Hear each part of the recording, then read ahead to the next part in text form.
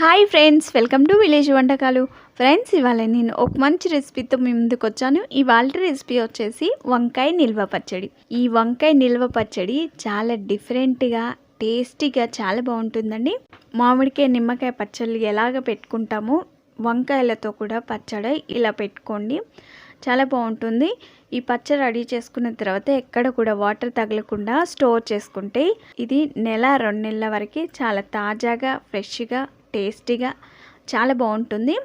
మరి simple and tasty ఈ వంకాయ నిల్వ పచ్చడిని ఎలా రెడీ చేసుకోవాలి, దాని ప్రాసెస్ ఏంటో చూద్దాము. ముందుగా ఈ పచ్చడి రెడీ చేసుకోవడానికి 1/2 kg వంకాయలను తీసుకున్నాను. బ్లాక్ కలర్ వంకాయలను తీసుకున్నాను. అన్నీ ఒకే సైజులో ఉండేలాగా 1/2 kg తీసుకున్నాను. వీటిని ఒక 2-3 సార్లు బాగా కడిగి ఇలా చూపించిన విధంగా ఒక్కొక్క దాన్ని తీసుకొని ఇలా కట్ చేసుకోవాలి. అంటే ఒక్కొక్క దానికి 4 ఘాట్లను పెట్టుకోవాలి. ఆ తర్వాత ఇంకొకటి కూడా కట్ చేసి చూపిస్తాను. ఒక వంకాయని తీసుకొని ఇలా 4 సైడ్లు కూడా ఘాట్లు పెట్టుకోవాలి. మనం మామూలుగా మసాలా వంకాయకి ఎలా ఘాట్లు పెట్టుకుంటామో ఆ విధంగానే కట్ చేసుకోవాలి. అలా కట్ చేసుకున్న వంకాయల్ని సాల్ట్ వాటర్లో వేసుకోవాలి. అలాగైతే వంకాయలు కలర్ చేంజ్ అవ్వకుండా ఉంటుంది, చాలా ఫ్రెష్గా ఉంటాయి. ఇలా అన్నిటికి కూడా ఇలా ఘాట్లు పెట్టుకున్న తర్వాత వాటర్లో వేసుకొని ఒక్కొక్క వంకాయని తీసుకొని వాటర్ లేకుండా గట్టిగా పిండాలి. పొడి కాటన్ క్లాత్తో గట్టిగా తుడుచుకోవాలి. మనం వీటిని డీప్ ఫ్రై చేసుకుంటాం కాబట్టి ఎక్కడ కూడా వాటర్ లేకుండా గట్టిగా తుడుచుకోవాలి. మనం కట్ చేసిన వెంటనే ఆయిల్లో వేసుకొని ఫ్రై చేసుకోవడానికి వీలవ్వదు కదా. మనం మామూలుగా ఒకటి కట్ చేస్తుంటేనే అది కలర్ చేంజ్ అవుతూ ఉంటుంది. అలా కలర్ చేంజ్ అవ్వకుండా ఉండడానికి సాల్ట్ వాటర్లు వేసుకొని ఎక్కడ కూడా వాటర్ లేకుండా గట్టిగా క్లాత్తో తుడుచుకున్న తర్వాత ఆయిల్ వేడిన తర్వాత ఒక్కొక్క వంకాయని దాంట్లో వేసుకోవాలి. ఇలా బాండీలో ఎన్ని వీలైతే అన్ని వేసుకోవాలి. నేను ఒకేసారి అన్ని వేసుకొని ఫ్రై చేసుకున్నాను. స్టవ్ని మీడియం ఫ్లేమ్లో పెట్టుకొని వీటిని ఫ్రై చేసుకోవాలి. ఇవి కొంచెం క్రిస్పీగా అయ్యేంత వరకు వీటిని ఫ్రై చేసుకోవాలి. ఎంత బాగా ఫ్రై చేసుకుంటే మనకి పచ్చడి అనేది అంత ఫ్రెష్గా తాజాగా ఉంటుంది.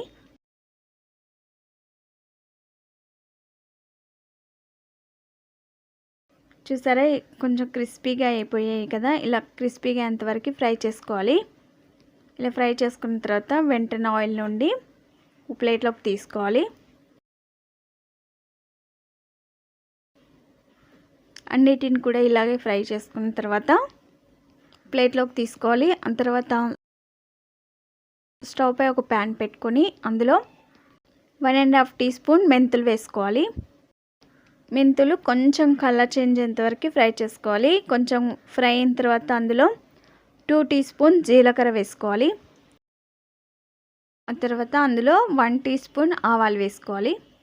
వీటిని బాగా ఫ్రై చేసుకోవాలి. అంటే జీలకర్ర చిటపటలాడేంత వరకు ఫ్రై చేసుకొని వెంటనే స్టవ్ ఆఫ్ చేసుకొని చల్లారనివ్వాలి. ఒక మిక్సీ జార్ తీసుకొని మెంతులు జీలకర్ర చల్లారిన తర్వాత ఇందులో వేసుకోవాలి. వేసుకొని మెత్తని పౌడర్ లాగా మిక్సీ పట్టుకోవాలి. మెంతులు జీలకర్ర పౌడర్ రెడీ అయిపోయింది. దీన్ని ఒక బౌల్లోకి తీసుకోవాలి. ఆ తర్వాత అదే మిక్సీ జార్లో ఒక 1/2 కప్ అన్ని వెల్లుల్లి రెబ్బల్ని తీసుకోవాలి. అంటే కొన్ని పొట్టుతో తీసుకున్నాను, కొన్ని పొట్టు లేని తీసుకున్నాను. ఇవి రెండు కలిపి మరి మెత్తగా కాకుండా కొంచెం బరకగా ఉండేలాగా మిక్సీ పట్టుకోవాలి. ఈలోగా మనం పోపు రెడీ చేసుకుందాం. పచ్చడికి ఎంత సరిపోతుందో అంత ఆయిల్ని తీసుకోవాలి. 1/2 kg వంకాయలకి 1/2 కప్ ఆయిల్ కరెక్ట్గా సరిపోతుంది. ఒకవేళ ఆయిల్ తక్కువ ఉన్నా కూడా తర్వాత అయినా వేసుకోవచ్చు. ఒక 5-6 ఎండుమిర్చి వేసుకొని ఫ్రై చేసుకోవాలి. అవి కొంచెం ఫ్రై అయిన తర్వాత ఒక గుప్పెడు వెల్లుల్లి రెబ్బలను వేసుకొని ఫ్రై చేసుకోవాలి. అవి కొంచెం ఫ్రై అయిన తర్వాత అందులో 1 టీ స్పూన్ ఆవాలు, అలాగే 1 టీ స్పూన్ జీలకర్ర వేసుకోవాలి. అవి చిటపటలాడేటప్పుడు అందులో 1/2 టీ స్పూన్ మెంతులను కూడా వేసుకోవాలి. అవి కొంచెం ఫ్రై అయిన తర్వాత స్టవ్ని పూర్తిగా ఆఫ్ చేసుకొని చిటికెడు పసుపు వేసుకోవాలి. ఈ పోపుని చల్లారనివ్వాలి. వెల్లుల్లి రెబ్బల్ని ఎక్కువగా ఫ్రై చేసుకోకూడదు. ఇలా మీడియంగా ఫ్రై చేసుకొని వెంటనే స్టవ్ ఆఫ్ చేసుకోవాలి. స్టవ్ ఆఫ్ చేసిన తర్వాత మనం మిక్సీ పట్టుకున్న వెల్లుల్లి పేస్ట్ ఉంటుంది కదా, దాన్ని కూడా 1 టీ స్పూన్ వేసుకొని దీనిలో ఫ్రై చేసుకోవాలి. మనకి ఆ వేడికి అనేది వెల్లుల్లి పేస్ట్ అనేది పచ్చివాసన పోయేంత వరకు ఫ్రై చేసుకోవాలి. వేడికే మనకి ఇది ఫ్రై అయిపోతుంది. పోపు చల్లారనివ్వాలి. పోపు చల్లారిన తర్వాత బాండిని తీసుకొని అందులో మనం ఫ్రై చేసుకున్న వంకాయ ముక్కల్ని వేసుకోవాలి. చూడండి పైన మనకి ఇలా ముడతల్లాగా అయిపోయింది కదా, కొంచెం క్రిస్పీగానే ఉన్నాయి. బౌల్లోకి తీసుకొని అందులో 1/2 కప్పు కారం తీసుకోవాలి.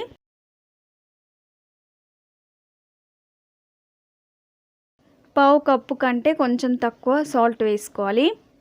అంటే రుచికి సరిపడినంత సాల్ట్ వేసుకోవాలి. పచ్చడి కదండి, ఉప్పు కారం కరెక్ట్గా ఉంటేనే పచ్చడి అనేది ఎక్కువ రోజులు తాజాగా ఫ్రెష్గా టేస్టీగా ఉంటుంది. ఆ తర్వాత మనం మిక్సీ పట్టుకున్న మెంతులు, జీలకర్ర, అలాగే ఆవాల పౌడర్ ఉంది కదా, దాన్ని ఒక 2 టీ స్పూన్ వేసుకోవాలి. ఆ తర్వాత 1 టీ స్పూన్ పోపులో వేసి కలుపుకున్నాను. 1 టీ స్పూన్ ఇలా పచ్చిది డైరెక్ట్గా వేసుకోవాలి. ఆ తర్వాత ఒక నిమ్మకాయని తీసుకొని దాని జ్యూస్నంతా ఒక బౌల్లోకి తీసుకొని గింజలు లేకుండా దీనిలో వేసుకోవాలి. నిమ్మకాయ వేసుకోవడం ద్వారా పుల్లగా చాలా బాగుంటుందండి. తర్వాత మనకి పోపు చల్లారిపోయింది. పూర్తిగా చల్లారిన తర్వాత దానిలో ఈ పోపును మొత్తం వేసుకోవాలి. వేసుకొని గరిటెతో కలుపుకుంటే మనకి ముక్కలు విరిగిపోయే ఛాన్స్ ఉంది కాబట్టి చేయితోటి మెల్లగా కలుపుకోవాలి. నేను తీసుకున్న క్వాంటిటీస్ అన్నీ కరెక్ట్గా సరిపోయండి. ఉప్పు, కారము, అలాగే మెంతు జీలకర్ర పౌడర్, అలాగే వెల్లుల్లి పేస్ట్, ఇవన్నీ కరెక్ట్గా సరిపోయాయి. ఇవన్నీ వేసుకున్న తర్వాత చేయితో బాగా కలుపుకొని, చూస్తుంటేనే మనకి ఆవకాయ పచ్చడిలాగా అనిపిస్తుంది కదా, ఇలా బాగా కలుపుకొని ఏదైనా ఎయిర్ టైట్ కంటైనర్ బాక్స్లో కానీ, లేదంటే ఏదైనా జార్ లాంటి వాటిలలో, లేదంటే ఏదైనా సీసా లాంటి వాటిలలో స్టోర్ చేసుకుంటే ఎక్కువ రోజులు చాలా ఫ్రెష్గా తాజాగా ఉంటుంది. దీన్ని ఫ్రిడ్జ్లో అయినా స్టోర్ చేసుకోవచ్చు, లేదంటే మామూలుగా బయటైనా పెట్టుకోవచ్చు. చాలా బాగుంటుంది. ఎంత కలర్ఫుల్గా ఎంత బాగా వచ్చిందో పచ్చడి. నేను తీసుకున్న క్వాంటిటీస్ అన్నీ కరెక్ట్గా సరిపోయాయి. మీకు ఒకవేళ ఆయిల్ తక్కువ అనిపిస్తే ఇంకొంచెం ఆయిల్ పచ్చిదైనా డైరెక్ట్గా వేసుకొని కలుపుకోవచ్చు. ఉప్పు, కారం ఇవన్నీ సరి చూసుకొని, సరిపోకపోతే యాడ్ చేసుకోవచ్చు. చూస్తుంటేనే నోరూరుతుంది కదా. ఇది వేడి అన్నంలో దీన్ని వేసుకొని నెయ్యి వేసుకొని తింటుంటే ఆ మజానే వేరండి. చాలా సూపర్గా ఉంటుంది.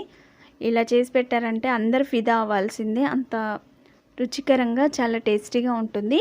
ఈ పచ్చడి చాలా డిఫరెంట్ టేస్ట్తో కమ్మగా చాలా బాగుంటుంది.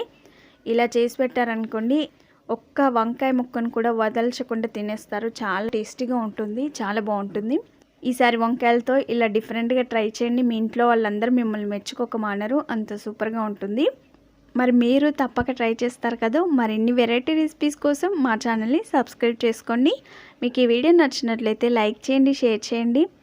మీ ఫ్రెండ్స్కి కానీ రిలేటివ్స్ కానీ షేర్ చేయండి.